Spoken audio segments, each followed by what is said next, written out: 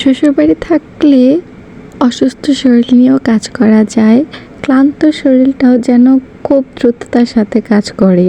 আর বাবার বাড়ি থাকলে সুস্থ শরীরও যেন চলতে চায় না, এনার্জি লেভেল একদম লো হয়ে যায়। হ্যালো এভরিওয়ান, আসসালামু আলাইকুম। সবাই কেমন আছেন? আশা করি সবাই অনেক ভালো আছেন।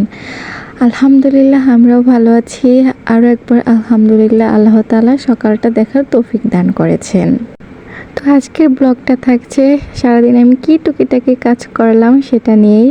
তো সকালে উঠে আমার প্রথম কাজ বিছানাটাকে সুন্দর করে গুছিয়ে নেওয়া, তো সেটাই করছি। আর ভ্যাকসিনটাও সুন্দর করে বিছিয়ে নিলাম। রায়ন যেহেতু ছোটো, সবসময় ডায়পার পরিয়ে রাখা পসিবল না, এই কারণে। তো আম্মা রায়নবাবুকে নিয়ে বাড়ির থেকে বের হয়েছে একটু বেড়াতে। তো আমি হাতের কাজগুলো সুন্দর করে গুছিয়ে নিচ্ছিলাম, প্লেটগুলো ধুয়ে নিয়ে আসলাম।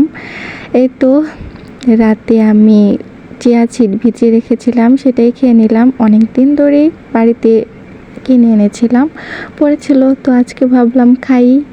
তো ফ্রিজ থেকে দুধ বের করে নিলাম, রায়নবাবুকে সাবু রান্না করে দিব। প্রথমে সাবুটা ভিজিয়ে নিচ্ছি, ভিজিয়ে নিলে কি হয়, এটা একটু নরম হয়ে আসে, রান্না করতে কম সময় লাগে। তো আজকে আমরা সকালে কি খাবো বলেন তো? এটা অনেক মজার খাবার।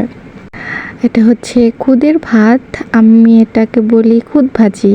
আর তার সাথে ছিল এটা কি পাতা বলে, ধনিয়া পাতা আমাদের এখানে হয়েছিল, সেগুলাই বাটা হয়েছে, অনেক মজা ছিল। তো তারপরে রায়নবাবু খাওয়া দাওয়া করে ঘুমিয়ে পড়েছিল। তো আমি দুপুরে ঘরটা সুন্দর করে ঝাড়ু দিচ্ছিলাম, আর রায়নবাবু তখন উঠে পড়েছে, ওর সাথে কথাও বলছিলাম, ওকে খাটে বসিয়ে রেখেছিলাম। তো মা তো সারাদিন কাজ করে, তো আমি একটু হেল্প করছিলাম।